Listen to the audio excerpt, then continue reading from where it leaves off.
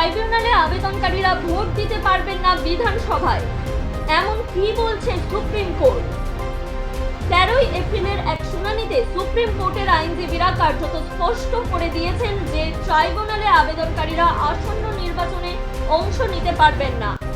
আর হাতে মাত্র কয়েকটা দিন, তারপরেই বিধানসভার নির্বাচন। 23 এপ্রিল প্রথম দফা ও দ্বিতীয় দফা হবে 29 এপ্রিল। ফল প্রকাশ হবে 4 মে। দুই দফা মিলিয়ে মোট কতজন প্রার্থী প্রতিদ্বন্দ্বিতা করবেন জানিয়ে দিল কমিশন। বিধানসভা নির্বাচন 2026-এর ভোট দেওয়া নিয়ে A to Z গুরুত্বপূর্ণ আপডেটগুলি সকলের জেনে নেওয়া অত্যন্ত প্রয়োজনীয়।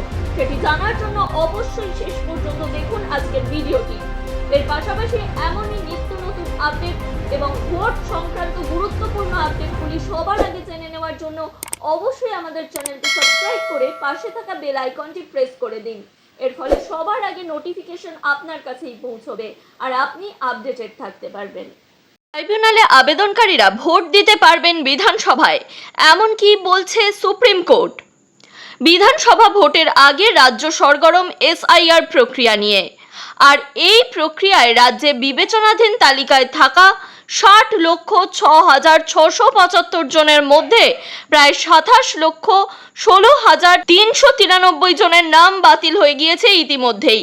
এই 27 লক্ষের বেশি মানুষকে যদি পুনরায় ভোটার তালিকায় নাম তুলতে হয়, তবে কলকাতার জোকায় আপিল ট্রাইব্যুনালের দ্বারস্থ হতে হবে। ইতিমধ্যেই বহু মানুষ ট্রাইব্যুনালের দ্বারস্থ হওয়ার প্রক্রিয়া শুরু করে দিয়েছেন। এই আবহে সোশ্যাল মিডিয়ায় একটি পোস্ট ছড়িয়ে পড়েছে, যে পোস্টে দাবি করা হচ্ছে যে সুপ্রিম কোর্টের নির্দেশ অনুযায়ী যারা ট্রাইব্যুনালে আবেদন ইতিমধ্যেই করেছেন তারা আসন্ন বিধানসভায় ভোট দিতে পারবেন। আর এটা নাকি মুখ্যমন্ত্রী মমতা বন্দ্যোপাধ্যায়ের জন্যই সম্ভব হচ্ছে। এই সোশ্যাল মিডিয়ায় ছড়িয়ে পড়া যে তথ্য সেটি কতটা সঠিক তা আজকের ভিডিও থেকেই জেনে নেব আমরা। তাই অবশ্যই শেষ পর্যন্ত এই ভিডিওটি দেখুন এবং আপনার ভোটাধিকার সুরক্ষিত রাখার জন্য অবশ্যই এই ভিডিওটি বিপুল পরিমাণে শেয়ার করুন। শেয়ার করা সেই পোস্টে লেখা হয়েছে, ট্রাইব্যুনালে যারা আবেদন করেছিলেন তারা আগামী বিধানসভায় ভোট দিতে পারবেন, জানালো সুপ্রিম কোর্ট। আর এটা দিদির জন্যই সম্ভব হয়েছে। প্রসঙ্গত, SIR এর শুনানির প্রাথমিক পর্যায়ে সুপ্রিম কোর্টে সশরীরে হাজির হয়ে নিজেই সওয়াল করেছিলেন মুখ্যমন্ত্রী, যা এক নজিরবিহীন ঘটনা। এই পোস্টে যেমনটা লেখা হয়েছে, সুপ্রিম কোর্ট এমন কিছুই জানায়নি। পক্ষান্তরে 13 এপ্রিলের এক শুনানিতে সুপ্রিম কোর্টের আইনজীবীরা কার্যত স্পষ্ট করে দিয়েছেন যে ট্রাইব্যুনালে আবেদনকারীরা আসন্ন নির্বাচনে অংশ নিতে পারবেন না। এই বিষয়ে সার্চ করা হলে 13 এপ্রিল প্রকাশিত লাইভ লর একটি প্রতিবেদন পাওয়া যায়। সেই প্রতিবেদন অনুযায়ী যাদের নাম ভোটার তালিকা থেকে বাদ পড়েছে এবং যাদের আবেদন এখনও আপিল ট্রাইব্যুনালে বিচারাধীন, তাদের আসন্ন বিধানসভায় ভোট দেওয়ার অনুমতি দেওয়ার বিষয়ে আদালত অনীহা প্রকাশ করেছে। অর্থাৎ এই ক্ষেত্রে যারা এখনো পর্যন্ত বিচারাধীন রয়েছেন তাদের এই বিধানসভায় ভোট দেওয়ার অনুমতি মিলছে না আদালতের তরফ থেকে। তবে আদালত ইঙ্গিত দিয়েছে যে নির্বাচনের আগে যদি কিছু আপিল মঞ্জুর হয়ে যায় তবে সেই নামগুলো নিয়ে পুনর্বিবেচনা করা যেতে পারে। অর্থাৎ আপিলগুলি মঞ্জুর হয়ে গেলে ভোটের 2 দিন আগেও যদি সেই নাম যোগ্য বলে বিবেচিত হয় তারা ভোট দিতে পারবেন। 13 এপ্রিল শুনানির সময় কি ঘটেছিল তার পুঙ্খানুপুঙ্খ বিবরণ পাওয়া যাবে লাইভ লর এই প্রতিবেদনে। সেই খবর অনুযায়ী প্রধান বিচারপতি সূর্যকান্ত এবং বিচারপতি জয়মাল্য বাগচির বেঞ্চকে জানানো হয় 11 এপ্রিল পর্যন্ত 34 লক্ষের বেশি আপিল জমা পড়েছে। মামলাকারীদের পক্ষ থেকে আইনজীবী কল্যাণ বন্দ্যোপাধ্যায় বলেন, মাত্র 19টি ট্রাইব্যুনাল এত বিপুল সংখ্যক আপিল নির্বাচনের আগে নিষ্পত্তি করতে পারবে না, তাই আবেদনকারীদের ভোটাধিকার দেওয়া হোক। মুখ্যমন্ত্রীর পক্ষের আইনজীবী শ্যাম দিওয়ান যুক্তি দেন, যদি বিশেষ সংশোধন প্রক্রিয়া বা SIR চলমান থাকে তবে পুরনো ভোটার তালিকাই ব্যবহার করা উচিত।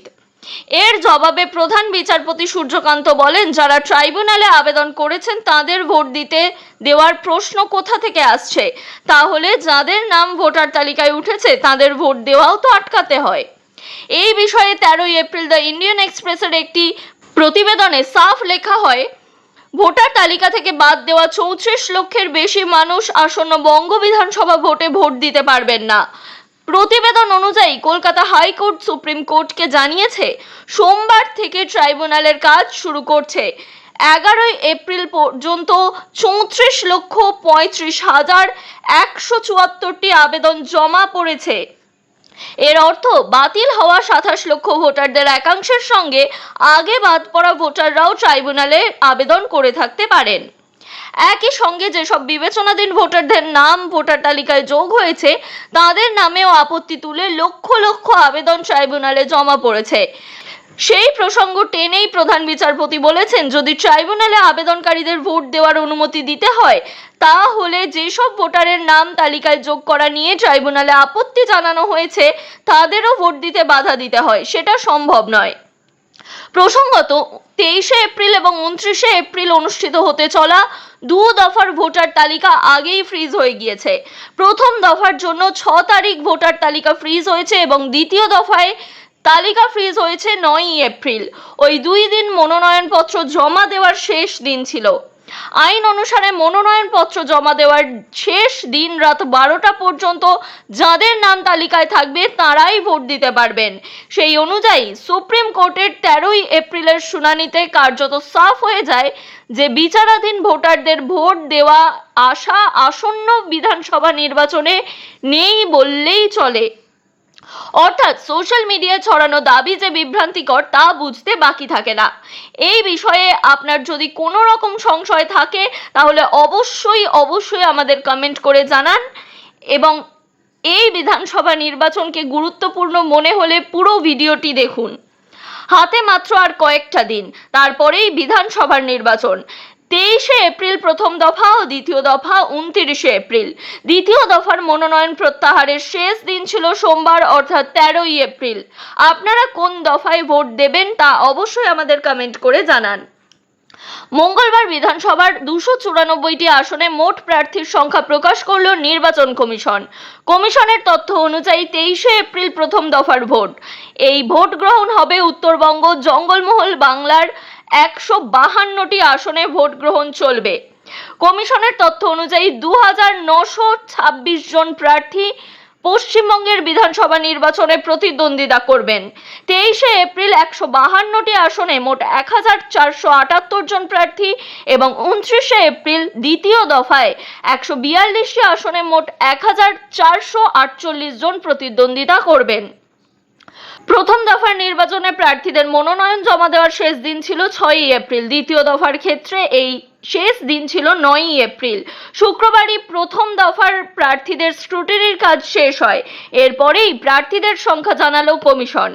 গত 13 এপ্রিল দুপুর 3টে পর্যন্ত দ্বিতীয় দফায় মনোনয়ন প্রত্যাহার করা হয়েছে। এরপরেই 2 দফা মিলিয়ে প্রার্থীর সংখ্যা জানিয়ে দিয়েছে নির্বাচন কমিশন। গত 15 মার্চ পশ্চিমবঙ্গ সহ 6 রাজ্য ও কেন্দ্রশাসিত অঞ্চলে নির্বাচনের দিনক্ষণ ঘোষণা করে নির্বাচন কমিশন।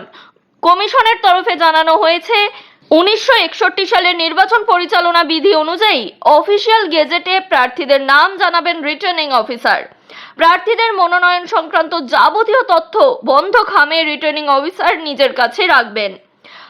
প্রার্থীদের হলফনামা, তাদের সম্পদ ইত্যাদি ECI নেট অ্যাপে নো ইয়োর ক্যান্ডিডেট ট্যাবে ক্লিক করলে সম্পূর্ণ জানা যাবে। অর্থাৎ আপনার এলাকায় কোন ক্যান্ডিডেট দাঁড়িয়েছে এবং তার সম্পর্কিত যাবতীয় তথ্য আপনারা পেয়ে যাবেন ইলেকশন কমিশনের এই অ্যাপ্লিকেশনে, যেখানে গিয়ে নো ইয়োর ক্যান্ডিডেট এই ট্যাবটি ক্লিক করতে হবে এবং আপনার এলাকায় দাঁড়ানো যে ব্যক্তি রয়েছেন সেই প্রার্থীর স্থাবর অস্থাবর সম্পত্তি থেকে শুরু করে যাবতীয় তথ্য আপনি জেনে নিতে পারবেন।